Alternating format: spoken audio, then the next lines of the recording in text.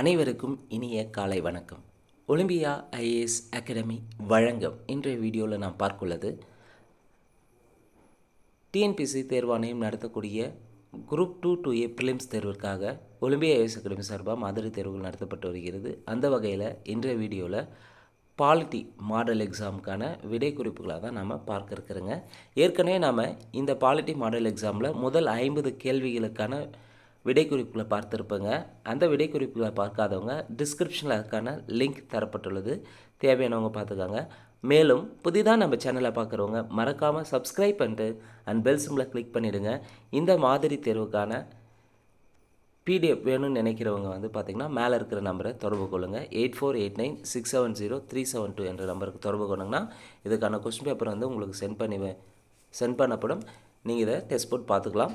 நிச்சயமாக Olympia IAS academy சார்பாக நடத்தக்கூடிய எல்லா மாதிரி தேர்வுகளும் அப்கமிங்காக வரக்கூடிய குரூப் 2A ப்ரிலிம்ஸ்க்கு ஹெல்ப்ஃபுல்லாக இருக்கும். இதை பயன்படுத்திக்காங்க. 51வது கேள்வி, கூற்று காரணம். கூற்று: இந்தியா கூட்டாட்சி முறை அரசாங்கத்தை கொண்டது. காரணம்: இந்திய அரசியலமைப்பின் அதிகாரம் மத்திய மற்றும் மாநில அரசுகளிடையே பகிர்ந்தளிக்கப்பட்டுள்ளது. ஸோ இதுக்கு சரியானது என்னன்னு பார்த்தீங்கன்னா கூற்று சரி, மேலும் கூற்றிற்கான விளக்கமும் சரியானது. கேள்வி 52, பொருந்தாதது எது? உலகின் மிக உயரமான போர்க்களமான சியாச்சினில் இந்திய இராணுவத்தில் முதல் பெண் மருத்துவ அதிகாரியாக நியமிக்கப்பட்டவர் கீதிகா கவுல். சரி. முதலாவது மத்திய தொழில் பாதுகாப்படையின் இயக்குனர் ஜெனரல் நினா சிங். முதலாவது மத்திய தொழில் பாதுகாப்படையின் இயக்குனர் ஜெனரல் யாருன்னா நினா சிங் தான் நியமிச்சிருப்பாங்க. நடப்பு நிகழ்வு ரிலேட்டடான கேள்வி. C option. மார்ஸ் ரோவரை இயக்கிய முதல் இந்திய குடிமகன் என்ற பெருமையை பெற்றவர் அக்ஷதா கிருஷ்ணமூர்த்தி. சரி. அப்போ தவறானது ஆப்ஷன் டி தான் தவறாக இருக்குது. என்னன்றதை பார்க்கலாம். உலக காலநிலை நடவடிக்கை உச்சி மாநாடு ஜப்பானில் நடைபெற்றதுன்னு இருக்குது. தவறு. உலக காலநிலை நடவடிக்கை உச்சி மாநாடு துபாயில் நடைபெற்றிருக்கும். இங்கே ஜப்பான் இருக்குது. இப்போ தவறானது ஆப்ஷன் டெல்லி. 53வது கேள்வி, அச்சு இயந்திரம் ஜோகனஸ் குட்டன்பர்க் என்பவரால் கண்டுபிடிக்கப்பட்ட ஆண்டு 1453. ஸோ 1453 தான் அச்சு இயந்திரத்தை ஜோகனஸ் குட்டன்பர்க் என்பவர் கண்டுபிடித்தார். 54வது கேள்வி, கூற்று 1 கூற்று 2 இதில் எது சரின்னு கேட்டிருக்காங்க. கூற்று 1, அகில இந்திய வானொலி 1936ஆம் ஆண்டு ஆரம்பிக்கப்பட்டது. அகில இந்திய வானொலி 1936ஆம் ஆண்டு அமைக்கப்பட்டது. சரி. அகில இந்திய வானொலி 1956 ஆகாசவாணி, அதாவது வானிலிருந்து வரும் ஒளி என்ற பெயரில் ஒளிபரப்பு செய்து வருகிறது. சரி. இந்த கேள்வி பார்த்திங்கன்னா வானொலி தொடர்பு அகில இந்திய வானொலி தொடர்பாக ஏற்கனவே கேட்டிருக்காங்க டிஎன்பிஎஸ்சி தேர்வில். ஸோ சரியானது 1, 2 சரி. கேள்வி 55, பெண்களை பலவீனமான பாலினம் என்று சொல்வது ஒரு அவதூறு. அது பெண் இனத்திற்கு ஆணினம் இழைத்த அநீதியாகும் என்று கூறியவர் யார்? பெண்களை பலவீனமான பாலினம் என்று சொல்வது ஒரு அவதூறு. அது பெண் இனத்திற்கு ஆணினம் இழைத்த அநீதியாகும் என்று கூறியவர் மகாத்மா காந்தி. கேள்வி 56, பெண்களுக்கான முதல் பள்ளி தொடங்கப்பட்ட ஆண்டு எப்பன்னு பார்த்தீங்கன்னா பெண்களுக்கான முதல் பள்ளி தொடங்கப்பட்ட ஆண்டு 1848. கேள்வி 57, பொருந்தாதது எது? முதல் பெண் பிரதமர் சிறிமாவோ பண்டாரநாயக்கே. இவங்க இலங்கையைச் சேர்ந்தவர். சரி. முதல் பெண் விண்வெளி வீராங்கனை வாலண்டினா தெரஸ்கோவா. சரி. இவங்க அமெரிக்காவை சேர்ந்தவங்கன்னா கிடையாது, ரஷ்யாவை சேர்ந்தவங்க. முதல் பெண் விண்வெளி வீராங்கனை வாலண்டினா தெரஸ்கோ ரஷ்யாவை சேர்ந்தவங்க. இங்கே அமெரிக்கான்னு தந்திருக்காங்க. அப்போ பொருந்தாது ஆப்ஷன் பாம்பே. அதே எவரெஸ்ட் சிகரத்தை அழைத்த முதல் பெண் ஜென்கோ தாபே ஜப்பான் நாட்டை சேர்ந்தவங்க. சரி. ஒலிம்பிக்கில் தங்க வேண்டிய முதல் பெண் சார்லட் கூப்பர் இங்கிலாந்து நாட்டை சேர்ந்தவங்க. சரி. 58வது கேள்வி, பின்வரும் கூற்றுகளில் சரியானது எது? முதல் மகளிர் பல்கலைக்கழகம் மகர்ஷி கார்வே 1916 5 மாணவிகளுடன் புனேவில் SND பல்கலைக்கழகத்தை தொடங்கினார். அப்போ முதல் மகளிர் பல்கலைக்கழகம் மகர்ஷி கார்வேவால் 1916 5 மாணவிகளோடு புனேவில் SND பல்கலைக்கழகத்தை தொடங்கியிருப்பார். சரி. மத்திய அமைச்சரவையில் பதவி வகித்த முதல் பெண் யாருன்னு பார்த்தீங்கன்னா மத்திய அமைச்சரவையில் பதவி வகித்த முதல் பெண் சுஷ்மா ஸ்வராஜ்னு இருக்குது. தவறு. மத்திய அமைச்சரவையில் பதவி வகித்த முதல் பெண் விஜயலட்சுமி பண்டிட் வந்திருப்பாங்க. மத்திய வெளியுறவு அமைச்சர் பதவி வகித்த முதல் பெண் விஜயலட்சுமி பண்டிட்டார்னா கிடையாது. மத்திய வெளியுறவு அமைச்சர் பதவி வகித்த முதல் பெண் பார்த்தீங்கன்னா சுஷ்மா ஸ்வராஜ். அப்போ 2, 3 தவறாக இருக்குது. 4, மாநிலத்தின் இளம் வயது அமைச்சர் சுஷ்மா ஸ்வராஜ். அவர் 25 வயதாக இருந்தபோது ஹரியானா அமைச்சரில் அமைச்சரானார். சரி. சுதந்திர இந்தியாவின் முதல் பெண் ஆளுநர் சரோஜினி நாயுடு. சரி. அப்போ இங்கே பின்னொரு கூற்றில் சரியானது எதுனா 1, 4, 5 சரி. 59வது கேள்வி நாட்கள் தினங்கள் ரிலேட்டடான ஒரு கேள்வி, தெளிவாக பார்த்துக்கோங்க. சர்வதேச மலை தினம். சர்வதேச மலை தினம் டிசம்பர் 11 அன்று அனுசரிக்கப்படுகிறது. தேசிய எரிசக்தி பாதுகாப்பு தினம். தேசிய எரிசக்தி பாதுகாப்பு தினம் டிசம்பர் 14ஆம் தேதி அனுசரிக்கப்படுகிறது. சர்வதேச புலம்பெயர்ந்தோர் தினம். சர்வதேச புலம்பெயர்ந்தோர் தினம் டிசம்பர் 18ஆம் தேதி அனுசரிக்கப்படுகிறது. நல்லாட்சி தினம் டிசம்பர் 25ஆம் தேதி அனுசரிக்கப்படுகிறது. சர்வதேச மலை தினம் டிசம்பர் 11, தேசிய எரிசக்தி பாதுகாப்பு தினம் டிசம்பர் 14, சர்வதேச புலம்பெயர்ந்தோர் தினம் டிசம்பர் 18, நல்லாட்சி தினம் டிசம்பர் 25. சரியான விடை ஆப்ஷன் டெல்லி. 60வது கேள்வி கீழ்காணும் கூற்றுகளில் சரியானது எது? புக்கர் பரிசு பெற்ற முதல் இந்திய பெண் பச்சேந்திரி பால்னருக்கு தப்பு. புக்கர் பரிசு பெற்ற முதல் இந்திய பெண் அருந்ததி ராய் தான் புக்கர் பரிசு பெற்றிருப்பாங்க. அருந்ததி ராய் எப்போ வாங்கியிருப்பாங்கன்னா 1997 வாங்கியிருப்பாங்க. அப்போ ஃபஸ்ட் ஆப்ஷன் தவறாக இருக்குது. கேள்வி என்ன? கீழ்காணும் கூற்றுகளில் சரியானது எது? அப்போ முதல் தவறு. 2, உச்சநீதிமன்றத்தின் முதல் பெண் நீதிபதி பார்வதி தேவின்னு இருக்குது. தப்பு. உச்சநீதிமன்றத்தின் முதல் பெண் நீதிபதி மீரா சாஹிப் பாத்திமா பீவி. மீரா சாஹிப் பாத்திமா பீவி தான் உச்சநீதிமன்றத்தின் முதல் பெண் நீதிபதி. 2வது ஆப்ஷனும் தவறாக இருக்குது. 3, முதல் பெண் காவல்துறை இயக்குனர் காஞ்சன் சௌத்ரி பட்டாச்சாரியா. முதல் பெண் காவல்துறை இயக்குனர் யார்? காஞ்சன் சௌத்ரி பட்டாச்சாரியா தான் சரியாக இருக்குது. அப்போ கீழ்காணும் கூற்றுகளில் சரியானது எது? ஆப்ஷன் சி தான் சரி. இந்தியாவின் முதல் பெண் மாநில முதலமைச்சர் ஜானகி ராமச்சந்திரனா? கிடையாது. இந்தியாவினுடைய முதல் பெண் முதலமைச்சர் ஜானகி ராமச்சந்திரன் கிடையாது. யாருன்றத கமெண்ட் பாக்ஸில் மறக்காமல் கமெண்ட் பண்ணுங்கள். 61வது கேள்வி 2011 மக்கள் தொகை கணக்கெடுப்பின்படி பெண்களின் எழுத்தறிவு சதவீதம் எவ்வளவு இருந்தது? ஸோ 2011 மக்கள் தொகை கணக்கெடுப்பின்படி பெண்களுடைய லிட்ரஸி ரேட் எவ்வளோ பார்த்தீங்கன்னா 65.46%. அதே ஆண்களது பார்த்தீங்கன்னா 82.14% ஆண்களது இருக்கும்.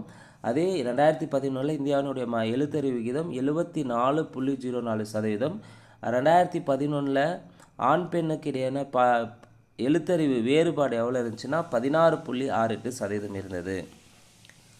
62வது கேள்வி பின்வரும் கூற்றுகளில் சரியானது எது? 1, ஏகபோக போட்டி என்ற சொல் பேராசிரியர் எட்வர்ட் எச் 1933ஆம் ஆண்டில் ஹார்வர்ட் பல்கலைக்கழகத்தின் சேம்பர்லின் தனது ஏகபோக போட்டியின் கோட்பாட்டு நூலில் குறிப்பிட்டுள்ளார். ஸோ ஏகபோக போட்டி என்ற சொல்ல பேராசிரியர் எட்வர்ட் எச் 1933 ஹார்வர்ட் யூனிவர்சிட்டியில் சேம்பர்லின் தனது ஏகபோக போட்டியின் கோட்பாட்டு நூலில் குறிப்பிட்டுள்ளார். சரி. ஒலிகோபோலி என்பது லத்தீன் மொழியிலிருந்து வந்தது. ஒலிகோபோலி என்பது லத்தீன் மொழியானா? கிடையாது, கிரேக்க மொழியிலிருந்து வந்திருக்கும். அப்போ 2வது கூற்று தவறு. அடிப்படை நுகர்வோர் உரிமைகள் 8 உள்ளன. சரி. அடிப்படை நுகர்வோர் உரிமைகள் 8 உள்ளன. நுகர்வோர் பாதுகாப்பு சட்டம் நடைமுறைக்கு வந்த நாள் டிசம்பர் 26, 1986 இருக்குது. தப்பு. நுகர்வோர் பாதுகாப்பு சட்டம் நடைமுறைக்கு வந்தது டிசம்பர் 24, 1986 தான் வந்திருக்கும். அப்போ இங்கே சரியானது 1, 3 மட்டும்தான் சரியாக இருக்குது. 63வது கேள்வி பின்வரும் கூற்றுகளை கவனித்து சரியானவற்றை தேர்ந்தெடுன்னு கேட்டிருக்காங்க. 4 ஆப்ஷனில் எது சரின்னு பார்க்கலாம். 1, தேசிய நுகர்வோர் குறைதீர் ஆணையம் 1 கோடி ரூபாய்க்கும் அதிகமான மதிப்புமிக்க நுகர்வோர் குறைகளை தீர்க்க முயல்கிறது. ஸோ தேசியனா நேஷ்னல் லெவலில் பார்த்தீங்கன்னா 1 கோடி ரூபாய்க்கு மேலே இருக்கிற மதிப்புமிக்க நுகர்வோர் பிரச்சனையை தீர்க்க முயல்கிறது. சரி. அதே மாநில நுகர்வோர் குறைதீர் ஆணையம் 1 கோடி ரூபாய்க்கும் குறைவான மதிப்புமிக்க நுகர்வோர் குறைகளை மாநில அளவிலான தீர்க்கும் நீதிமன்றமாகும். சரி. மாவட்ட நுகர்வோர் குறைதீர் ஆணையம் 20 லட்சம் மாவட்ட நுகர்வோர் குறைதீர்வு ஆணையம் 20 லட்சம் மதிப்புமிக்க அளவிலான குறைகளை தீர்க்கும் மாவட்ட நீதிமன்றமாக செயல்படுகிறது. சரி. நுகர்வோர் பாதுகாப்பு மசோதா 2020 நிறைவேற்றப்பட்டதுன்னு இருக்குது. நுகர்வோர் பாதுகாப்பு மசோதா பார்த்திங்கன்னா புதிதாக ஏற்படுத்துறது 2019 ஏற்படுத்தியிருப்பாங்க. அப்போ 4 தவறு. அப்போது சரியானது 1 2 3 சரியாக உள்ளன. 64வது கேள்வி, தேசிய நுகர்வோர் குறைதீர் ஆணையம் அமைக்கப்பட்ட ஆண்டு. தேசிய நுகர்வோர் குறைதீர் ஆணையம் அமைக்கப்பட்ட ஆண்டு 1988. தேசிய நுகர்வோர் குறைதீர் ஆணையம் அமைக்கப்பட்ட ஆண்டு 1988. கேள்வி 65, பொருந்தாதது எது? சட்ட அளவீட்டு சட்டம் 2009 சரி. அத்தியாவசிய பொருட்கள் சட்டம் 1955 சரி. பொருட்களின் சட்டம் 1980 சரி.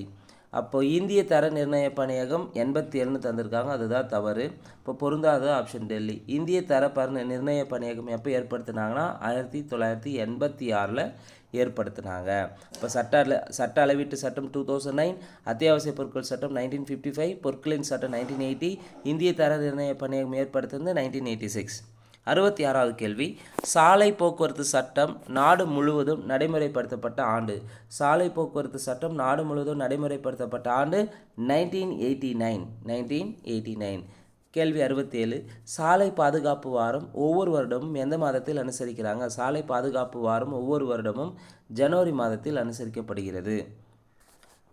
கேள்வி 68, ஆளுநர் பற்றிய கூற்றுகளில் சரியானது எதுன்னு கேட்டிருக்காங்க. ஆளுநர் பற்றிய கூற்றுகளில் சரியானது, இவர் மாநில அரசின் தலைவராக செயல்படுகிறார்.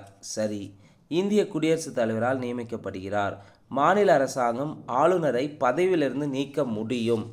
மாநில அரசாங்கம் பொறுத்தவரையும் ஆளுநரை பதவியிலிருந்து நீக்க முடியுமானா கிடையாது, நீக்க முடியாது. மாநில அரசின் தலைமை வழக்கறிஞர் மாநில அரசு பணியாளர் தேர்வாணையத்தின் தலைவர் மற்றும் உறுப்பினர்களை நியமனம் செய்வதோடு சில இதர நியமனங்களை மேற்கொள்கிறார் ஆளுநர். சரி. அப்போ சரியானது எதுன்னு பார்த்தீங்கன்னா 1 2 4 சரி.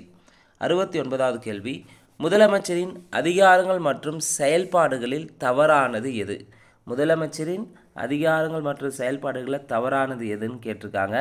எது தவறுன்னு பார்க்கலாம். 1, மாநிலத்தின் தலைமை நிர்வாகி முதலமைச்சர் ஆவார். சரி. மாநில அரசாங்கத்தின் கொள்கைகளை உருவாக்குவதில் முக்கிய பங்கு வகிக்கிறார். சரி. மாநில அரசாங்கத்தின் பல்வேறு முக்கிய முடிவுகளை ஆளுநரை கலந்தாலோசித்து முடிவு எடுக்கிறாரா? தப்பு. மாநில அரசாங்கத்தின் பல்வேறு முக்கிய முடிவுகளை அமைச்சரவை ஆலோசனைப்படி பார்த்தீங்கன்னா அவர்களோடு கலந்து ஆலோசிப்பதை தவிர ஆளுநரை கலந்து ஆலோசிக்க மாட்டார். அப்போ தவறானது ஆப்ஷன் சி. அதே முதலமைச்சர் மற்றும் அமைச்சரவையின் ஆலோசனைப்படி ஆளுநர் பல்வேறு உயர் அதிகாரங்களை நியமிக்கிறார். சரி. கேள்வி 70, ரிப்பீட்டடான ஒரு கேள்வியும் கூட டிஎன்பிசி தேர்வாணையத்தை பொறுத்தவரையும் ஏற்கனவே கேட்டிருக்காங்க. ஈரவை சட்டமன்றம் கொண்ட மாநிலங்கள் சரியானது எது? ஈரவை சட்டமன்றம் கொண்ட மாநிலங்கள் சரியானது எதுன்னு பார்த்தீங்கன்னா சரியான விடை option C. South India north இந்தியான்னு பிரிச்சிங்கன்னா சவுத் இந்தியாவை பொறுத்தவரையும் ஆந்திர பிரதேசம், அடுத்து பார்த்திங்கன்னா தெலுங்கானா, அடுத்து கர்நாடகா, 3 ஸ்டேட்டில் இருக்குது. ஈரவை சட்டமன்றம் 3 இருக்கும். ஆந்திர பிரதேசம், தெலுங்கானா, கர்நாடகா சவுத் இந்தியாவில். அதே நார்த் இந்தியாவை பொறுத்தவரையும் மகாராஷ்டிரா, பீகார், அடுத்து உத்தரப்பிரதேசம், யூபி, மொத்தம் 6 ஸ்டேட்டில் பார்த்திங்கன்னா ஈரவை சட்டமன்றம் உள்ளன. 71வது கேள்வி, சட்டமன்ற மேலவை உறுப்பினர்கள் நியமனம் பற்றிய கூற்றுகளில் சரியானது எது? 1, 3/1 உறுப்பினர்கள் மாவட்ட பஞ்சாயத்து மற்றும் நகராட்சி உறுப்பினர்களால் தேர்ந்தெடுக்கப்படுகின்றனர். சரி. சட்டமன்ற மேலவை உறுப்பினர்களை நியமனம் செய்வதில் 3/1 உறுப்பினர்கள் யாருன்னா மாவட்ட பஞ்சாயத்து மற்றும் நகராட்சி உறுப்பினர்களால் தேர்ந்தெடுக்கப்படுகின்றனர். சரி. 2, 12/2 உறுப்பினர்கள் பட்டதாரிகளால் தேர்ந்தெடுக்கப்படுகின்றனர். தப்பு. 12/1 உறுப்பினர்கள் தான் பட்டதாரிகளால் தேர்ந்தெடுப்பாங்க. தவறாக இருக்குது. இங்கே 2ன்னு இருக்குது. 3, 6/1 உறுப்பினர்கள் மாநில ஆளுநரால் நியமிக்கப்படுகின்றனர். சரி. 6/1 உறுப்பினர்கள் பார்த்தீங்கன்னா மாநில ஆளுநரால் சட்டமன்ற மேலவைக்கு நியமிக்கப்படுகின்றனர். சரி. அடுத்து 12/1 உறுப்பினர்கள் இடைநிலை பள்ளி ஆசிரியர்கள், கல்லூரி, பல்கலைக்கழக ஆசிரியர்களால் தேர்ந்தெடுக்கப்படுகின்றனர். சரி. இது இல்லாமல் 1/3 உறுப்பினர்கள் சட்டமன்ற உறுப்பினர்களாலும் சட்டமன்ற மேலவை உறுப்பினர்கள் தேர்வு செய்யப்படுகின்றனர். அப்போ இங்கே சரியானது எதுன்னு பார்த்தீங்கன்னா ஆப்ஷன் சி. 1 3 4 சரி. 72வது கேள்வி, பின்வரும் கூற்றுகளில் தவறானது எது? 4 ஆப்ஷன் எது தவறுன்னு பார்க்கலாம். அரசியலமைப்பின்படி ஒரு மாநில சட்டமன்றத்தில் 500 உறுப்பினர்களுக்கு மேலாகவும் 60 உறுப்பினர்களுக்கு குறைவாகவும் இருத்தல் கூடாது. ஸோ ஒரு சட்டமன்றத்தில் 500 உறுப்பினருக்கு மேலே இருக்கக்கூடாது, 60 உறுப்பினர்களுக்கு குறைவாகவும் இருக்கக்கூடாது. சரி. சட்டமன்ற கூட்டத்திற்கு சபாநாயகர் தலைமை ஏற்கிறார். சட்டமன்ற கூட்டத்திற்கு சபாநாயகர் தான் தலைமை ஏற்கிறார். சரி. தமிழ்நாட்டில் 234 சட்டமன்ற தொகுதிகள் உள்ளன. சரி. அப்போது முதல் 3 ஆப்ஷனும் சரியாக இருக்குது. அப்போ தவறானது எதுனா டி ஆப்ஷன் தான் தவறு. உயர்நீதிமன்ற நீதிபதி 60 வயது வரை பதவியில் இருப்பாரா? உயர்நீதிமன்ற நீதிபதி வந்து பார்த்திங்கன்னா 62 வயது வரை பதவியில் இருப்பார். கேள்வி 73. குடிமகன் என்ற சொல் எந்த மொழியிலிருந்து பெறப்பட்டது? குடிமகன் என்ற சொல் லத்தீன் மொழியிலிருந்து பெறப்பட்டது. கேள்வி 74. பின்வரும் கூற்றுகளில் தவறானது எது? 1. 1955ஆம் ஆண்டு இந்திய குடியுரிமை சட்டம் குடியுரிமை பெறுவதற்கான 5 வழிமுறைகளை பரிந்துரைக்கிறது. இந்திய குடியுரிமை சட்டம் 1955 இது பார்த்திங்கன்னா குடியுரிமை பெறுவதற்கான 5 வழிமுறைகளை பரிந்துரைக்கிறது. சரி.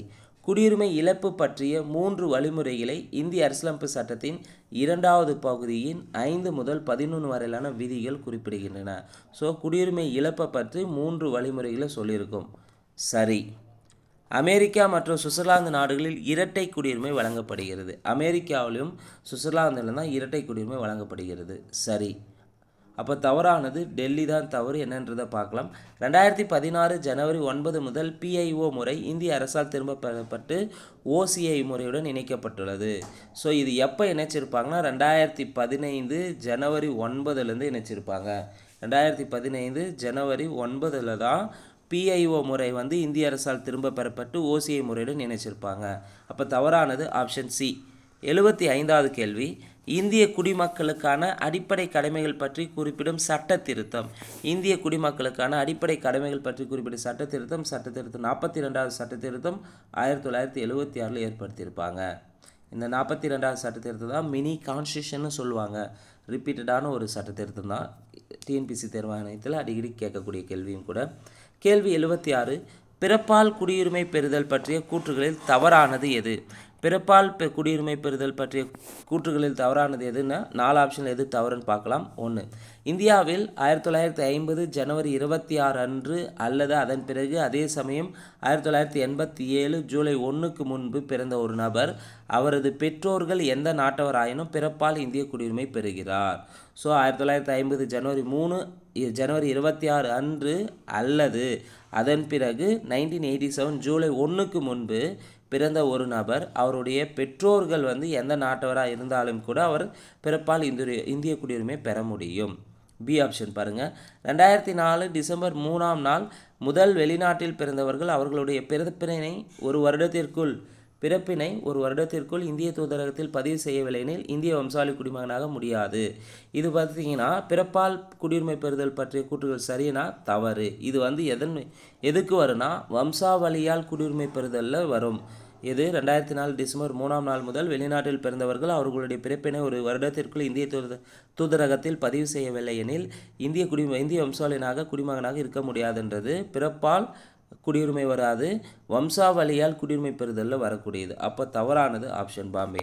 சிடியும் வந்து சரியாக இருக்குது. பிறப்பால் குடியுரிமை பெறுதல் பற்றிய கூற்றுகள் என்னன்றதை பார்க்கலாம். 1987 ஜூலை 1 மற்றும் அதற்கு பின் இந்தியாவில் பிறக்கும் குழந்தையின் பெற்றோரில் 1987 ஜூலை 1ஆம் தேதி மற்றும் அதற்கு பின் இந்தியாவில் பிறக்கும் குழந்தையின் பெற்றோரில் ஒருவர் அச்சமயத்தில் இந்திய குடிமகனாக இருந்தால் அவங்க பிறப்பால் குடியுரிமை பெற முடியும்.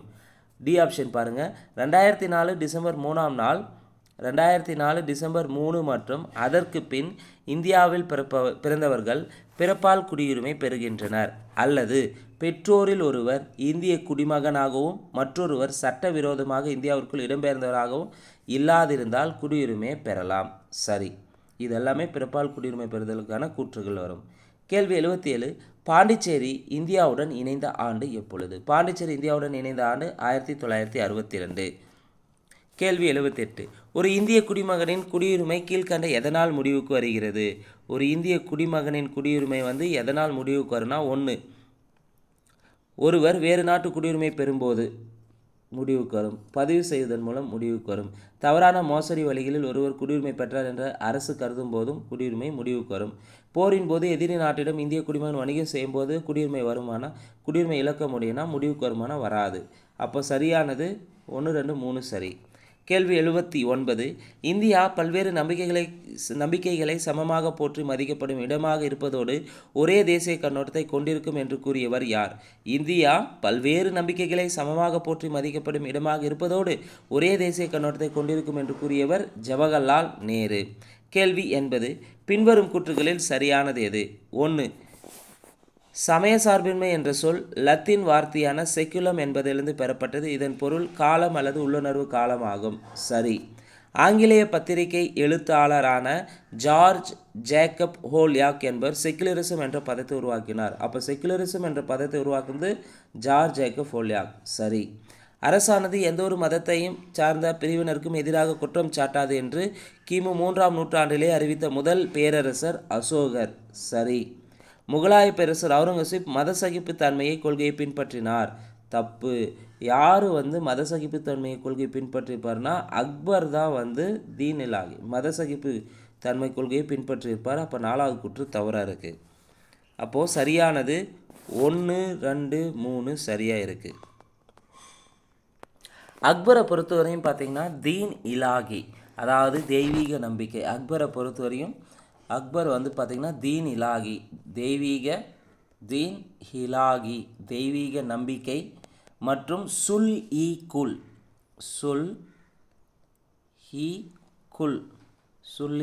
என்ற 2 முக்கிய கொள்கையை ஃபாலோ பண்ணியிருப்பார். சுல்லிக்குள்னா அனைத்து சமயத்தினருடைய அமைதி நல்லிணக்கத்தை பேணி பாதுகாப்பது தான் அப்படின்னு சொல்லியிருப்பார் அக்பர். 81வது கேள்வி. சமய சார்பற்ற என்ற சொல் எந்த ஆண்டு இந்திய அரசியலமைப்பின் முகவுரையில் சேர்க்கப்பட்டது? சமய சார்பற்ற என்ற சொல் பார்த்திங்கன்னா 1976 42வது சட்ட திருத்தத்தின் வாயிலாக முகவுரையில் சேர்த்திருப்பாங்க. சரியான ஆப்ஷன் ஏ. 82வது கேள்வி. பம்பாய் மாநிலம் வெர்சஸ் ரத்திலால் பன்சத் வழக்கு நடைபெற்ற ஆண்டு. பம்பாய் மாநிலம் வெர்சஸ் ரத்திலால் பன்சத் வழக்கு நடைபெற்ற ஆண்டு 1954. கேள்வி 83. பொருந்தாத இணை எது? ஸோ 4 ஆப்ஷன் எது பொருந்தாதன்னு பார்க்கலாம். ஆர்டிகல் 15 என்ன சொல்லுதுன்னா சமயம், இனம், சாதி, பாலினம் அல்லது பிறப்பிடம் ஆகியவற்றின் அடிப்படையில் பாகுபடுத்துவதை தடை செய்கிறது. ஆர்டிகல் 15 சமயம், இனம், சாதி, பாலினம் அல்லது பிறப்பிடம் ஆகியவற்றின் அடிப்படையில் பாகுபடுத்துவதை தடை செய்கிறது. சரி. ஆர்டிகல் 16 பொது வேலைவாய்ப்பில் சமமான வாய்ப்பளித்தலை குறிப்பிடுகிறது. சரி. ஆர்டிகல் 25(1) என்ன சொல்லுதுன்னா எந்த ஒரு சமயத்தினை ஏற்கவும் பின்பற்றவும் பரப்பவும் உரிமை வழங்குகிறது. ஆர்டிகல் 25(1). சரி. ஆர்டிகல் 27 சமய விவகாரங்களை நிர்வகிக்க சுதந்திரம் சொல்லுது. கிடையாது. ஆர்டிகல் 27 சொல்லாது. ஆர்டிகல் 26 தான் சொல்லும் சமய விவகாரங்கள் நிர்வகிக்கும் சுதந்திரத்தை பற்றி குறிப்பிடுகிறது. ஆர்டிகல் 26. இங்கே தவறானது ஆப்ஷன் டெல்லி தவறாக இருக்குது. 84வது கேள்வி. சமயம் நமக்கு பகைமையை போதிக்கவில்லை, நாம் அனைவரும் இந்தியர்கள் மற்றும் இந்தியா நமது வீடு என்றவர் யார்? சமயம் நமக்கு பகைமையை போதிக்கவில்லை, நாம் அனைவரும் இந்தியர்கள். மிஸ்டேக் ஆகிருக்கு, பார்த்துக்காங்க. சமயம் நமக்கு பகைமையை போதிக்கவில்லை, நாம் அனைவரும் இந்தியர்கள் மற்றும் இந்தியா நமது வீடு என்று கூறியவர் பார்த்திங்கன்னா கவிஞர் இக்பால். என்னை எங்கே தேடுகிறீர்கள்? நான் உன்னுடன் இருக்கிறேன். புனித யாத்திரையிலோ சின்னங்களிலோ அல்ல, தனிமையிலும் இல்லை, கோயில்களிலோ மசூதியிலோ அல்ல, காபாவிலோ அல்லது கைலாசத்திலோ அல்ல, நான் உன்னுடன் இருக்கிறேன். ஓ மனிதனே, நான் உன்னுடன் இருக்கிறேன் என்ற கவிதையை எழுதியவர் யாருன்னு பார்த்தீங்கன்னா கபீர். கேள்வி 86. பொறுத்துக. மகாசாசனம் என்பது 1215 இங்கிலாந்தில் ஏற்றப்பட்டது மகாசாசனம். உரிமை மனு என்பது 1628 இங்கிலாந்தில் ஏற்படுத்தினது. ஏபிஎஸ் கார்பஸ் சட்டம் என்பது 1679 இங்கிலாந்து. ஆங்கில உரிமைகள் மசோதா ஏற்படுத்தப்பட்டது 1689. ஆங்கில உரிமைகள் மசோதா ஏற்படுத்தினது 1689. சரியானது 4, 3, 2, 1. 87வது கேள்வி. ஐக்கிய நாடுகள் சபை நிறுவப்பட்ட ஆண்டு. ஐநா சபை நிறுவப்பட்ட ஆண்டு 1945 அக்டோபர் 24. இந்த அக்டோபர் 24 தான் ஐநா தினமாக கொண்டாடப்பட்டு வருகிறது. 1945 அக்டோபர் 24 அன்று தான் ஐநா சபை நிறுவப்பட்டது. கேள்வி 88. பின்வரும் கூற்றுகளில் சரியானது எது? அப்போது ஒரே ஒரு கூற்று தான் சரியாக இருக்குது, மற்ற 3 தப்பாக இருக்குது. என்னன்றதை பார்க்கலாம். உலக மனித உரிமைகள் அறிவிப்பு ஐநா பொது சபையால் 1949 ஏற்றுக்கொள்ளப்பட்டது. தப்பு. எப்போ ஏற்றிருப்பாங்கன்னா உலக மனித உரிமைகள் அறிவிப்பு 1948 ஏற்றிருப்பாங்க. 2 மனித உரிமைகள் தினம் டிசம்பர் 10 இது 1951ஆம் ஆண்டிலிருந்து கடைபிடிக்கப்படுகிறது. தப்பு. லாஸ்ட் குரூப் பொருள் கேட்டிருப்பாங்க. மனித உரிமைகள் தினம் வந்து டிசம்பர் 10 தான் அனௌன்ஸ்மெண்ட் பண்ணுறாங்க. ஆனால் எப்போ இருந்து இதை வந்து கடைப்பிடிக்கிறாங்கன்னா 1950லிருந்து கடைப்பிடிக்கிறாங்க. அப்போ 2வது குற்றம் தப்பு. 3 மனித உரிமை பிரகடனத்தில் 32 சட்டப்பிரிவுகள் உள்ளடங்கியுள்ளன. தப்பு. மனித உரிமை பிரகடனத்தில் 30 ஆர்டிகல்ஸ் வந்து இருக்கும். 30 ஆர்டிகல்ஸ் உள்ளன. அப்போது முதல் 3 தவறாக இருக்கும்போது டி ஆப்ஷன் தான் சரியாக இருக்கும். தேசிய மனித உரிமைகள் ஆணையம் நிறுவப்பட்ட நாள் அக்டோபர் 12 1993. இது ஆல்ரெடி டிஎன்பிசியில் கேட்டிருக்காங்க. தேசிய மனித உரிமைகள் ஆணையம் நிறுவப்பட்ட நாள் அக்டோபர் 12 1993. 89வது கேள்வி, தமிழ்நாட்டில் மாநில மனித உரிமைகள் ஆணையம் உருவாக்கப்பட்ட ஆண்டு. தமிழ்நாட்டில் மாநில மனித உரிமைகள் ஆணையம் அமைக்கப்பட்டது எப்போனா 1997 ஏப்ரல் 17. அதே தேசிய மனித உரிமைகள் ஆணையம்னா 1993 அக்டோபர் 12. நம்ம மாநில மனித உரிமை ஆணையம் தமிழ்நாட்டில் தொடங்கப்பட்டது 1997 ஏப்ரல் 17 நிறுவியிருப்பாங்க. ரொம்ப ரொம்ப முக்கியமானது. 90வது கேள்வி, பின்வரும் கூற்றுகளில் தவறானது எது? எது தவறுன்னு பார்க்கலாம். ஆர்டிகல் 24 வந்து குழந்தை தொழிலாளர் முறையை தடை செய்கிறது. சரி. இங்கே இப்போ பி ஆப்ஷன் வந்து எஃப்னு வந்திருக்கணும். அது டைப்பிங் மிஸ்டேக் ஆகிருக்கு. ஆர்டிகல் 24 குழந்தை தொழிலாளர் முறையை தடை செய்கிறது. சரி. ஆர்டிகல் 39F ஆரோக்கியமான குழந்தைகள் வளர வழிவகை செய்கிறது. சரி.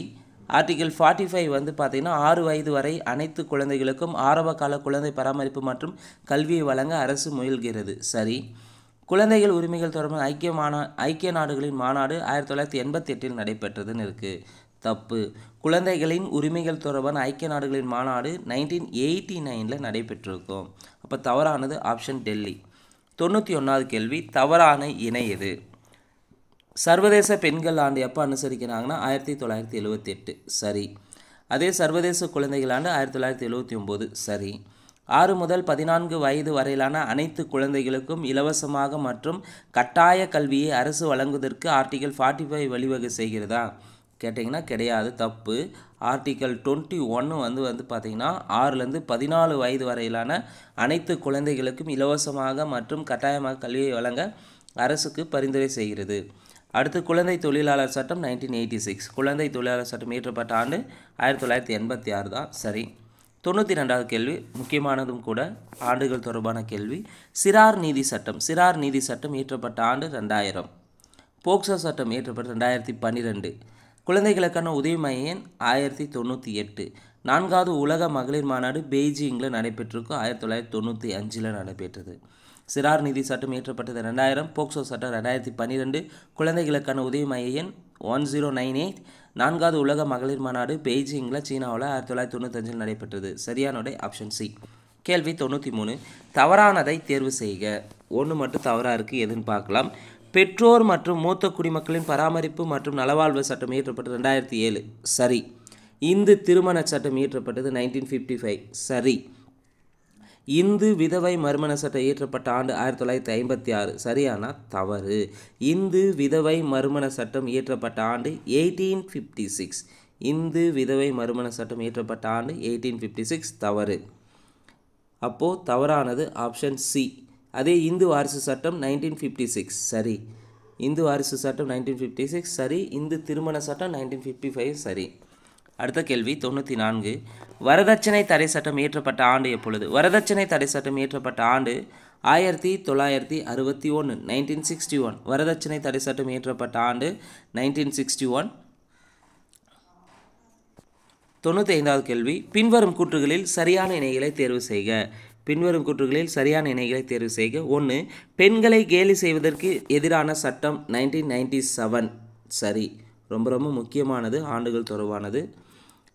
அநாகரிகமாக சித்தர்களுக்கு எதிரான சட்டம் இயற்றப்பட்டது 1999. சரி. பெண்களை கேலி செய்வதற்கு எதிரான சட்டம் யூடிசிக்கு எதிரானது வந்து பார்த்தீங்கன்னா 1997. அநாகரிகமாக சித்தர்களுக்கு எதிரான சட்டம் 1999. தொழிற்சாலை சட்டம் 1948. சரி. தோட்ட தொழிலாளர் சட்டம் 1951. சரி. தொழிற்சாலை சட்டம் 1948. தோட்ட தொழிலாளர் சட்டம் 1951. சரி. அப்போது 4 இணைகளும் சரியாக உள்ளன. 96வது கேள்வி, பொருந்தாத இணை எது? சுரங்க சட்டம் இயற்றப்பட்டது. சுரங்க சட்டம் எப்போ ஏற்படுத்தினாங்கன்னா 1952. சரி. மகப்பேறு நலச்சட்டம் இயற்றப்பட்டது 1960 இருக்குது. தப்பு. மகப்பேறு நலச்சட்டம் இயற்றப்பட்டது 1961. மகப்பேறு நலச்சட்டம் இயற்றப்பட்டது 1961. வரதட்சணை தடை சட்டம் இயற்றப்பட்ட ஆண்டோ 1961. தமிழ்நாடு தொல்லியல் துறை எப்போ நிறுவப்பட்டது அப்படின்றத கமெண்ட் பாக்ஸில் கமெண்ட் பண்ணுங்கள். அடுத்து, குடும்ப வன்முறையிலிருந்து பெண்களை பாதுகாக்கும் சட்டம் 2005 இயற்றப்பட்டது. சரி. குடும்ப வன்கொடுமையிலிருந்து பெண்களை பாதுகாக்கும் சட்டம் இயற்றப்பட்டது 2005. யூனிஃபெம் என்று அழைக்கப்படும் பெண்களுக்கான ஐக்கிய நாடுகளின் மேம்பாட்டு நிதி அமைப்பு 95 முதல் செயல்பட்டு வருகிறது. சரி.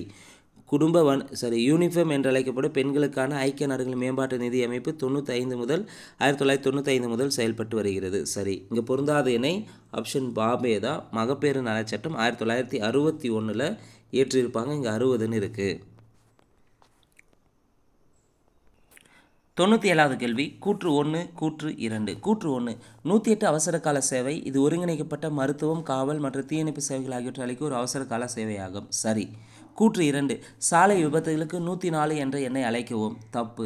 சாலை விபத்து ஏற்பட்டுச்சுனாவே 103 என்ற எண்ணை தான் அழைக்கணும். அப்போது 1 சரி, 2 தவறாக இருக்குது. 98வது கேள்வி. மோட்டார் வாகன சட்டம் நடைமுறைக்கு வந்த ஆண்டு எப்பொழுது? மோட்டார் வாகன சட்டம் நடைமுறைக்கு வந்த ஆண்டு 1989. கேள்வி 99. சேது பாரத திட்டம் தொடங்கப்பட்ட ஆண்டு எப்பொழுது? சேது பாரத திட்டம் தொடங்கப்பட்டது 2016. 100வது கேள்வி. பின்வரும் கூற்றுகளில் தவறான இணைகளை தேர்ந்தெடுக்கும். 1. சாலை பாதுகாப்புக்கான பிரிசேலியா பிரகடனத்தில் இந்தியா 2015ஆம் ஆண்டு கையெழுத்திட்டது. சாலை பாதுகாப்புக்கான பிரிசேலியா பிரகடனத்தில் இந்தியா 2015 கையெழுத்திட்டாங்க. சரி. குழந்தைகளிடையே சாலை பாதுகாப்பு விழிப்புணர்வை ஏற்படுத்தும் நோக்கத்தோடு ஸ்வச்ச சபர், பாதுகாப்பான பயணம் மற்றும் சுவரேஷித் யாத்ரா என்ற 2 சித்திர புத்தகங்களை சாலை போக்குவரத்து மற்றும் நெடுஞ்சாலை அமைச்சகம் வெளியிட்டுள்ளது. சரி. சாலை பாதுகாப்பு நடவடிக்கைக்கான பதிற்றாண்டு 2011 to 2020. சரி. தேசிய சாலை பாதுகாப்பு வாரம் ஜனவரி மாதம் அனுசரிக்கப்படுகிறது. சரி. அப்போது இங்கே தவறான இணை எதுன்னு பார்த்தீங்கன்னா எதுவுமே கிடையாது. கேள்வி 101. இந்திய ஆயுத படைகளின் தலைமை தளபதி யார்? இந்திய ஆயுத படைகளின் தலைமை தளபதி குடியரசுத் தலைவர். 102. பின்வரும் கூற்றுகளில் சரியானது எது? 3 கூற்றுகள் எது சரின்னு பார்க்கலாம். 1. இந்திய ஆயுதப்படைகள் இராணுவப்படை, கடற்படை, விமானப்படை, கடலோர காவல் படை இவை மத்திய உள்துறை அமைச்சகத்தின் கீழ் செயல்படுகின்றன. இந்திய ஆயுதப்படையை பொறுத்தவரையும் மத்திய பாதுகாப்பு அமைச்சகத்தின் கீழ் தான் செயல்படும். இந்திய ஆயுதப்படைகளான இராணுவப்படை, கடற்படை, விமானப்படை, கடலோர காவல் படை எல்லாமே பாதுகாப்பு அமைச்சகத்தின் கீழ் செயல்படும். இங்கே உள்துறை அமைச்சகம் கீழ். அப்போ தவறு. துணை இராணுவ படைகள் பார்த்திங்கன்னா துணை இராணுவ படைகள் அசாம் ரைபிள்ஸ், சிறப்பு எல்லைப்புற படைன்னு சொல்லலாம். சரி. மத்திய ஆயுத காவல் படைகள்னால் BSF, CRPF, ITBF, CISF, SSB. இந்த BSF, CRPF, ITBF, CISF, SSB இது எல்லாமே பார்த்திங்கன்னா மத்திய பாதுகாப்பு அமைச்சகத்தின் கீழ் செயல்படுகின்றன. தப்பு. மத்திய ஆயுள் காவல் படைகளான BSF, CRPF, ITBF, CISF, SSB எல்லாமே உள்துறை அமைச்சகத்தின் கீழ் செயல்படும். ஸோ அப்போ தவறாக இருக்குது. அப்போது சரியானது எதுன்னு பார்த்தீங்கன்னா 2 மட்டும்தான் சரியாக இருக்குது. இந்திய ஆயுதப்படைகள் பார்த்திங்கன்னா இராணுவப்படை, கடற்படை, விமானப்படை, கடலோர காவல் படை பார்த்திங்கன்னா மத்திய பாதுகாப்பு அமைச்சகத்தின் கீழ் செயல்படும். அதே மத்திய ஆயுள் காவல் படைகளான BSF, CRPF, ITBF, CISF, SSB எல்லாம் உள்துறை அமைச்சகத்தின் கீழ் செயல்படும். 103வது கேள்வி. பின்வரும் கூற்றுகளில் தவறானது எது? இந்தியாவின் முதல் ஃபீல்டு மார்ஷல் KM கரியப்பவா? கிடையாது. இந்தியாவின் முதல் ஃபீல்டு மார்ஷல் சாம் மானக்ஷா தான் இந்தியாவினுடைய முதல் ஃபீல்டு மார்ஷல் சாம் மானக்ஷா. 2வது தான் KM கரியப்பா வருவார். அப்போ தவறானது ஆப்ஷன் ஏ. இந்திய விமானப்படையில் 5 நட்சத்திர அந்தஸ்து கொண்ட மார்ஷல் பதவிக்கு உயர்வு பெற்ற முதல் மற்றும் ஒரே அதிகாரி அர்ஜுன் சிங். சரி. மெட்ராஸ் ரெஜிமெண்ட் தமிழ்நாட்டில் உதகமண்டலத்தில் உள்ள வெலிங்டன் என்னும் இடத்தில் 1758 தோற்றுவிக்கப்பட்டது. அப்போ மெட்ராஸ் ரெஜிமெண்ட்டு எப்போ தோற்றுவிக்கப்பட்டது? 1758 தான் தோற்றுவிக்கப்பட்டது. பூனா மற்றும் சென்னை ஆகிய இடங்களில் அதிகாரிகள் பயிற்சி பள்ளிகள் நிறுவப்பட்டது. சரி. 104வது கேள்வி. பின்வரும் கூற்றுகளில் சரியான இணைகளை தேர்வு செய்யவும். 1. 1998 ஜனவரி 1 முதல் 1998 ஜனவரி 1 முதல் அதிகாரிகள் பயிற்சி பள்ளியானது அதிகாரிகள் பயிற்சி அகாடமி என பெயர் மாற்றம் செய்யப்பட்டது. சரி. இந்திய கடலோர காவல்படை 1979 நிறுவப்பட்டது. சரியான்னு பார்த்தீங்கன்னா தப்பு. இந்திய கடலோர காவல்படை 1978 நிறுவப்பட்டது. அப்போ இங்கே ரெண்டாவது கூற்று தவறாக இருக்குது. அடுத்து 3. கிபி 1024 தமிழ்நாட்டிலிருந்து சோழ மன்னர் முதலாம் ராஜேந்திரன் தென்கிழக்கு ஆசியாவின் கடல்சார் பகுதியான ஸ்ரீ விஜயம் வந்திருக்கணும், அது சேஞ்சஸ் ஆகிருக்கு. ஸ்ரீ விஜயம் மீது தன் கடற்படையெடுப்பை தொடங்கினார். ராஜேந்திர சோழன் தான் வந்து ஸ்ரீ விஜயம் மீது கடற்படையெடுப்பை தொடங்கியிருப்பார். ஆனால் ஆண்டு சரியான தப்பு. 1025 தொடங்கியிருப்பார். இங்கே 24 இருக்குது. அப்போ மூணாவது கூற்று தவறு. 4. அசாம் ரைபிள்ஸ் அசாம் பகுதியில் 1935ஆம் ஆண்டு பிரிட்டிஷரால் உருவாக்கப்பட்டது. அசாம் ரைபிள்ஸ் அசாம் பகுதியில் தான் ஏற்படுத்தினாங்க. ஆனால் ஆண்டு தப்பாக இருக்குது. எப்போ ஏற்படுத்தினாங்கன்னா 1835 தான் அசாம் ரைபிள்ஸ் ஏற்படுத்தினாங்க. அப்போது சரியான இணை எதுனா ஒரே ஒரு இணை மட்டும்தான் சரியாக இருக்குது. சிறப்பு எல்லைப்புற படை உருவாக்கப்பட்ட ஆண்டு. சிறப்பு எல்லைப்புற படை உருவாக்கப்பட்ட ஆண்டு 1962 தான் உருவாக்கியிருப்பாங்க. கேள்வி 106. பின்வரும் கூற்றுகளில் சரியானது எது? 1. மத்திய தொழிலக பாதுகாப்பு படை 1969 மார்ச் 10ஆம் நாள் இந்திய நாடாளுமன்ற சட்டத்தின் கீழ் அமைக்கப்பட்டது. மத்திய தொழிலக பாதுகாப்பு படை 1969 மார்ச் 10ஆம் தேதி ஸ்டார்ட் பண்ணியிருப்பாங்க. சரி. இந்திய நேபாளம் மற்றும் இந்தியா பூட்டான் எல்லை பகுதிகளை பாதுகாக்கும் எல்லை ஆயுதப்படைகள் சிறப்பு சேவை பணியகம் சாஸ்திரா சீமாபால் ஆகும். சரி. சுதந்திர இந்தியாவின் முதல் பிரதமர் நேரு இந்திய வெளியுறவு கொள்கை வடிவமைப்பில் முதன்மை சிற்பியாக இருந்தார். சரி. பஞ்சசீலம் என்று அழைக்கப்பட்ட அமைதிக்கான 5 கொள்கைகளை சர்தார் வல்லபாய் பட்டேல் அறிவித்தாரா? தப்பு. யார் அனௌன்ஸ்மெண்ட் பண்ணியிருப்பார்னா ஜவஹர்லால் நேரு தான் அனௌன்ஸ்மெண்ட் பண்ணியிருப்பார். அப்போ சரியானது 1, 2, 3 மட்டும் சரியாக இருக்கிறது. 107வது கேள்வி பொறுத்துக. கடலோர காவல்படை தினம் எப்போ அனௌன்ஸ்மெண்ட் பண்ணாங்க? கடலோர காவல்படை தினம் எப்போ அனுசரிக்கிறாங்கன்னா கடலோர காவல்படை தினம் பிப்ரவரி 1ஆம் தேதி அனுசரிக்கிறாங்க. மத்திய தொழிலக பாதுகாப்பு படை தினம் மார்ச் 10ஆம் தேதி அனுசரிக்கப்படுகிறது. மத்திய தொழிலக பாதுகாப்பு படை தினம் மார்ச் 10. விரைவு அதிரடிப்படை தினம் எப்போ அனுசரிக்கிறாங்க? அக்டோபர் 7. விரைவு அதிரடிப்படை தினம் அக்டோபர் 7. விமானப்படை தினம் அக்டோபர் 8ஆம் தேதி அனுசரிக்கிறாங்க. விரைவு அதிரடிப்படை தினம் அக்டோபர் 7, விமானப்படை தினம் அக்டோபர் 8. அப்போ சரியானது 2, 1, 4, 3. 108வது கேள்வி பொருந்தாத இணை எது? இராணுவ தினம் ஜனவரி 15. ஜனவரி 15ஆம் தேதி தான் இராணுவ தினம் அனுசரிக்கிறாங்க. சரி. கடற்படை தினம் டிசம்பர் 3. தப்பு. கடற்படை தினம் டிசம்பர் 4ஆம் தேதி அனுசரிப்பாங்க. டிசம்பர் 4 தான் கடற்படை தினம். அப்போ தவறானது. பொருந்தாத இணை ஆப்ஷன் பாம்பே. ஆயுதப்படை கொடி தினம் டிசம்பர் 7. சரி. அதே அரசியலமைப்பு தினம் நவம்பர் 26. சரி. 109வது கேள்வி 2023ஆம் ஆண்டுக்கான பிபா அண்டர் 17 உலகக்கோப்பையை வென்ற நாடு எது? 2023க்கான பிபா அண்டர் 17 உலகக்கோப்பையை வென்ற நாடு ஜெர்மனி தான் வின் பண்ணியிருப்பாங்க. 110வது கேள்வி அணி சேராமை என்ற சொல் யாரால் உருவாக்கப்பட்டது? அணி சேராமை என்ற சொல் V.K. கிருஷ்ணமேனன் என்பவரால் உருவாக்கப்பட்டது. கேள்வி 111 பொறுத்துக.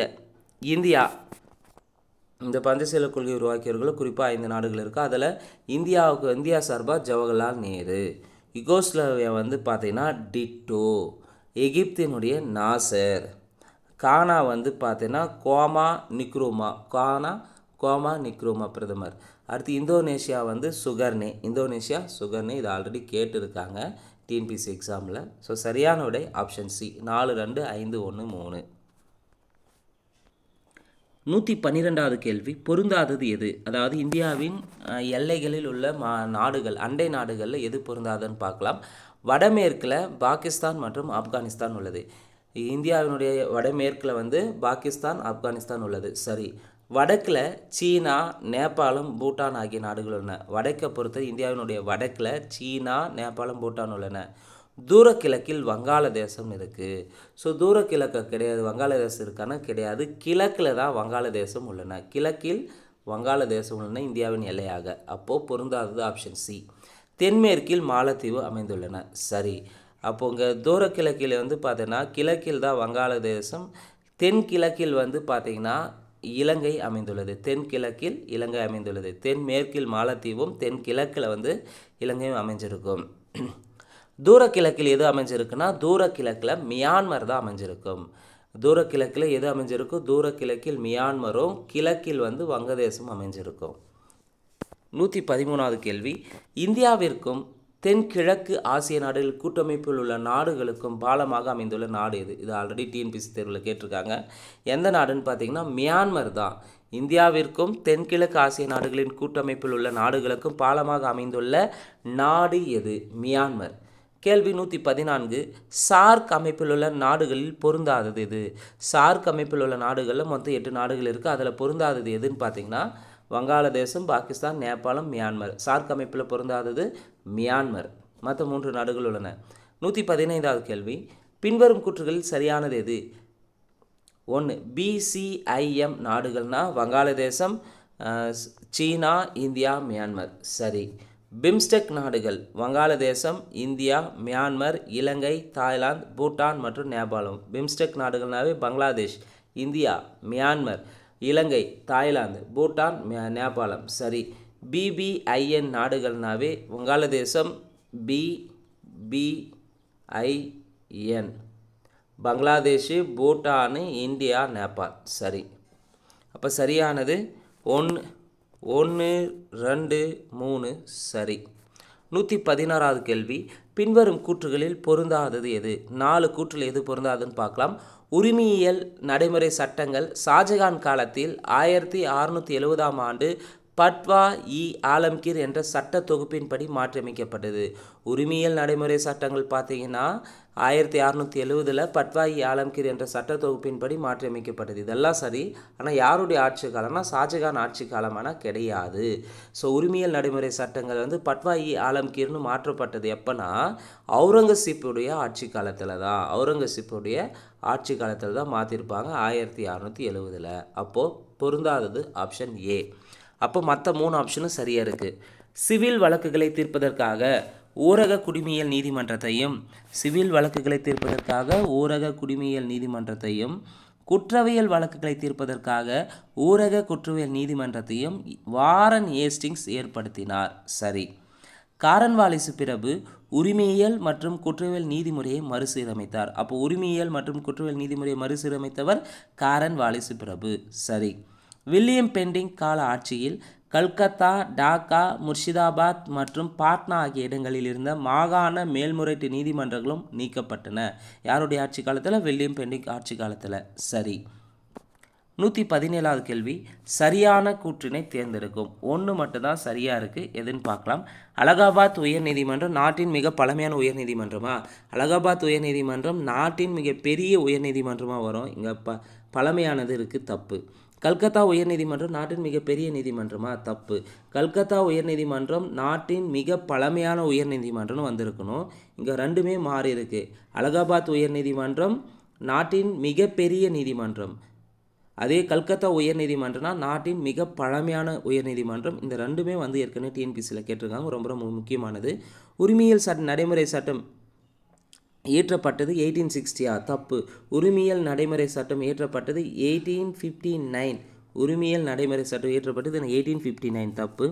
குற்றவியல் நடைமுறை சட்டம் இயற்றப்பட்டது 1861. சரி. குற்றவியல் நடைமுறை சட்டம் இயற்றப்பட்ட ஆண்டு 1861. சரி. அப்போது இங்கே இந்திய தண்டனை சட்டம் எப்போ ஏற்றிருப்பாங்கன்னா இந்திய தண்டனை சட்டம் தான் 1860 ஏற்றிருப்பாங்க. உரிமையியல் நடைமுறை சட்டம் 1859 ஏற்றினாங்க. குற்றவியல் நடைமுறை சட்டம் 1861. இந்திய தண்டனை சட்டம் தான் 1860 தொடங்கியிருப்பாங்க. அதே போல் 1861 வந்தாவே நமக்கு ஏஎஸ்ஐ ஆர்கியாலஜிக்கல் சர்வே ஆஃப் இந்தியாவும் 1861 நிறுவியிருப்பாங்க. 118வது கேள்வி, பின்வரும் கூற்றுகளில் தவறானது எது? 5 கூற்றுகள் எது தவறுன்னு பார்க்கலாம். 1. அரசியலமைப்பு சட்டப்பிரிவுகள் 124 முதல் 147 வரை இந்திய உச்சநீதிமன்றத்தின் அமைப்பு மற்றும் அதிகார வரம்பினை வகுத்து கூறுகிறது. சரி. ஸோ ஆர்டிக்கல் 124 147 வரை வந்து பார்த்திங்கன்னா ஆர்டிக்கல் 124 147 வரை பார்த்திங்கன்னா சுப்ரீம் கோர்ட்டினுடைய அமைப்பு அதன் அதிகார வரம்பினை வகுத்து கூறுகிறது. சரி. சட்டமன்றம், நிர்வாகம் மற்றும் நீதித்துறை ஆகிய 3 பிரிவுகளாக அரசாங்கம் செயல்பட வேண்டும் என்ற அதிகார பகிர்வு கோட்பாட்டில் மாண்டெஸ்கியூ நம்பிக்கை கொண்டிருந்தார். சரி. முதல் லோக் அதாலத் 1982ஆம் ஆண்டு குஜராத் மாநிலத்தில் உள்ள ஜுனாகத்தில் நடைபெற்றது. சரி. விரைவு நீதிமன்றங்கள் 2005இல் தோற்றுவிக்கப்பட்டன. தப்பு. நீதிமன்றங்கள் 2000இல் தோற்றுவிக்கப்பட்டன. தப்பு. விரைவு நீதிமன்றம் பார்த்தீங்கன்னா 2000இல் தோற்றுவிச்சிருப்பாங்க. அது கோர்ட் நீதிமன்றங்கள் 2005இல் தோற்றுவிச்சிருப்பாங்க. அப்போ சரியானது கேள்வி என்னென்னா பின்வரும் கூற்றுகள் தவறானதுன்னு கேட்டிருக்காங்க. அப்போ தவறானது 4, 5 தவறாக இருக்குது. அதே போல் இந்த 3வது கூற்று பார்த்தீங்கன்னா முதல் லோக் அதாலத் 1982ஆம் ஆண்டு குஜராத் ஸ்டேட்டில் உள்ள ஜுனாகத்தில் நடைபெற்றிருக்குன்னு கேட்டிருக்காங்க. இது பார்த்தீங்கன்னா ஆல்ரெடி டிஎன்பிஎஸ்சி தேர்வில் கேட்டிருக்காங்க. அதே போல் விரைவு நீதிமன்றம் கேள்வி கேட்டிருக்காங்க. நீதிமன்றங்கள் 2005இல் ஏற்படுத்தப்பட்டதுன்னு கேள்வி கேட்டிருக்காங்க. உச்ச நீதிமன்றத்தினுடைய அமைப்பு மற்றும் அதிகாரத்தை சொல்லக்கூடிய ஆர்டிக்கலையும் ஆல்ரெடி டிஎன்பிஎஸ்சியில் கேட்டிருக்காங்க. 119வது கேள்வி, பின்வரும் கூற்றுகளில் சரியானது எது? 3 கூற்றில் எது சரின்னு பார்க்கலாம். 1. இந்திய அரசியலமைப்பு சட்டத்தின் சட்டப்பிரிவு 32 படி உச்சநீதிமன்றமும் ஆர்டிக்கல் 226 படி உயர்நீதிமன்றம் நீதி பேராணைகளை வழங்குகிறது. ரொம்ப ரொம்ப முக்கியமான ஒரு கூற்றும் கூட. ஸோ நீதி பேராணைகளை பார்த்தீங்கன்னா உச்சநீதிமன்றத்தில் ஆர்டிக்கல் 32 மூலமாகவும் உயர்நீதிமன்றத்தில் ஆர்டிக்கல் 226 மூலமாகவும் நீதி பேராணைகளை ஏற்படுத்தலாம். சரி. இது ஆல்ரெடி ரிப்பீட்டடாக கேட்கக்கூடிய ஒரு கேள்வி கூட. பஞ்சாப், ஹரியானா, சண்டிகர் ஆகிய ஒரு பொதுவான நீதிமன்றத்தை கொண்டுள்ளன. இது பார்த்திங்கன்னா லாஸ்ட் எஸ்ஐ எக்ஸாமில் கேட்டிருப்பாங்க. பஞ்சாப், ஹரியானா, சண்டிகருக்கு ஒரு பொதுவான ஒரு நீதிமன்றத்தை கொண்டுள்ளன. சரி. நமது நீதித்துறை நிர்வாகத்திடமிருந்து சுதந்திரமாக இருக்க வேண்டும், அதே வேளையில் திறமை மிக்கதாகவும் இருக்க வேண்டும் என்பதில் அவையில் மாறுபட்ட கருத்து இருக்க முடியாது. மேலும் வினா என்னவென்றால் எப்படி இந்த 2 நோக்கங்களையும் பாதுகாக்க முடியும் என்பது என்று அம்பேத்கர் கூறினார். இந்த கூற்று சொன்னது அம்பேத்கர் தான் சொல்லியிருப்பார். அப்போது சரியானது 1, 2, 3 சரி. 120வது கேள்வி, இந்திய உச்சநீதிமன்றம் தொடங்கப்பட்ட ஆண்டு எப்பொழுது? இந்திய உச்சநீதிமன்றம் எப்போ தொடங்கியிருப்பாங்க? 1950 ஜனவரி 28ஆம் தேதி தொடங்கப்பட்டது. இந்திய உச்சநீதிமன்றம் தொடங்கப்பட்ட ஆண்டு 1950 ஜனவரி 28 தொடங்கியிருப்பாங்க. ஸோ இதில் 1லேருந்து 120 கேள்வி பார்த்திங்கன்னா ஜிஎஸ் பகுதியில் இருக்கும். மீதி 121 to 150 பார்த்திங்கன்னா மேத்ஸ் ரிலேட்டடான கேள்வி. நம்ம ஜிஎஸ் பகுதியில் இருக்கக்கூடிய கேள்விகளுக்கான விடைக்குறிப்பில் மட்டும் பார்த்துருக்குறோங்க. நிச்சயமாக நம்ம பார்க்கக்கூடிய ஒவ்வொரு மாதிரி தேர்வுகளுக்கான விடை குறிப்புகள் மற்றும் விளக்கங்களும் பார்த்திங்கன்னா அப்கமிங்காக வரக்கூடிய குறிப்பாக டிஎன்பிஎஸ்சி தேர்வாக நடத்தக்கூடிய எல்லா போட்டித் தேர்வுகளுக்கும் மிக சிறந்த முறையில் பயனுள்ளதாக இருக்கும். அதே போல் ஒவ்வொரு தேர்வும் பார்த்திங்கன்னா எக்ஸாம் பாயிண்ட் ரொம்ப ரொம்ப முக்கியமானது. நம்முடைய இலக்கை அடைவதற்கு நாம் தொடர்ந்து நம்முடைய வேலையை செய்ய வேண்டும். எந்த சூழலிலும் நம்முடைய இலக்கின் மீது காம்ப்ரமைஸ் பண்ணாமல் தொடர்ந்து பயணிக்கும்போது நிச்சயம் நீங்களும் ஒரு நாள் வெற்றியை அடைவங்க. அந்த ஒரு நாள் எப்பன்றத அது விரைவாக நடக்கிறதா இல்லை லேட்டாக நடக்கணுமா அப்படின்றத நீங்கள் தான் டிசைட் பண்ணணும். ஸோ எந்த சூழலிலும் உங்களுடைய ஸ்டடீஸை மட்டும் விட்டுறாமல் தொடர்ந்து ப்ரிப்பரேஷன் பண்ணிகிட்டே வாங்க. ஒலிம்பியா ஐஏஎஸ் அகாடமி சார்பாக தொடர்ந்து பார்த்திங்கன்னா அப்கமிங்காக வரக்கூடிய எல்லா போட்டித் தேர்வுகளும் தொடர்ந்து வீடியோஸோ அடுத்து பார்த்திங்கன்னா கொஸ்டின் பேப்பரை பார்த்திங்கன்னா ஆன்லைன் மாணவர்களுக்காக நம்ம கொடுக்க போகுது. அதனால் இந்த வாய்ப்பை சரியாக பயன்படுத்திக்காங்க. தொடர்ந்து ஆதரவு தந்து கொண்டிருக்கக்கூடிய அனைத்து சப்ஸ்கிரைபர்ஸ்க்கும் ஒலிம்பியா ஐஏஎஸ் அகாடமி சார்பாக நன்றியை தெரிவித்துக் கொள்கிறோம். நன்றி, வணக்கம்.